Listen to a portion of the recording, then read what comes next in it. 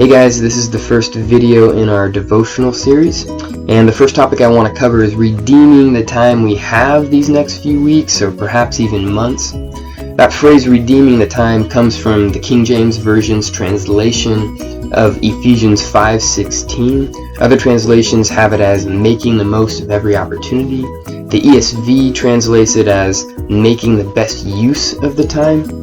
However it gets translated, the main point of this phrase is clear, and that is to use your time wisely. That's what the phrase is getting at. Now, Ephesians 5 starts off calling Christians to be imitators of God by walking in sacrificial love toward others, just like Jesus did. Paul then focuses on sexual immorality and drunkenness as examples of what walking in love does not look like.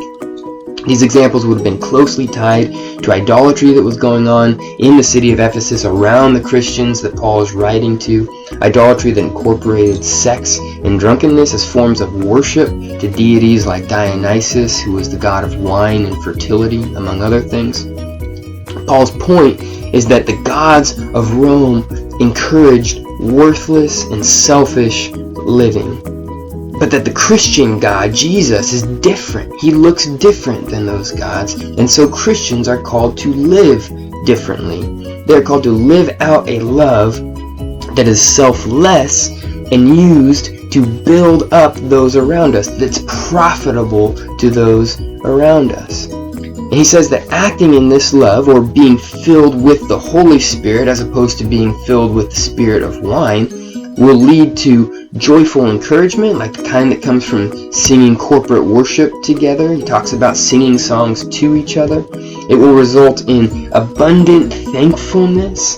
It will also result in mutual submission to each other out of recognition of and reverence for the Spirit of Christ in our brothers and sisters. Now, the light of such love, Paul says, will expose the darkness for what it is, as selfish and unprofitable. It's in the middle of this, though, that Paul gives us verses 15 and 16, which say, "Look carefully then how you walk, not as unwise, but as wise, making the best use of the time." That's our phrase. "Because the days are evil." We need this encouragement, just like the Ephesians Christians needed it. During these days of seclusion and lots of free time, there's actually idolatry going on in our culture. That might sound weird, but there's the idolatry of fear, right? There's giving in to that fear that things are out of control and we can't do anything to change it. There's the idolatry to laziness, because things like Netflix and video games are easier than caring for those around us and loving our neighbor.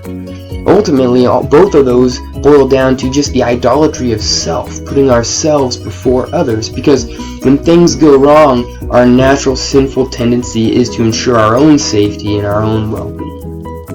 As Christians, though, we are called to be like Jesus, who loved the world with a selfless love. This call doesn't get put on hold when things go awry. Things like fear and laziness, again, and any other number of reactions that people might be having in our culture, are ultimately manifestations of selfishness. They're manifestations of putting ourselves before others. And so, I say to you, borrowing some of the words of Paul, don't be filled with fear and laziness or any of the other reactions of the culture around us, but be filled with the Holy Spirit. Generally speaking, I think this will look like what Paul calls the Philippian Christians to in Philippians 2, 3, and 4, when he says, "Do nothing from selfish," there's selfishness again, "selfish ambition or conceit, but in humility count others as more significant than yourselves. Let each of you look not only to his own interests, but also to the interests of others."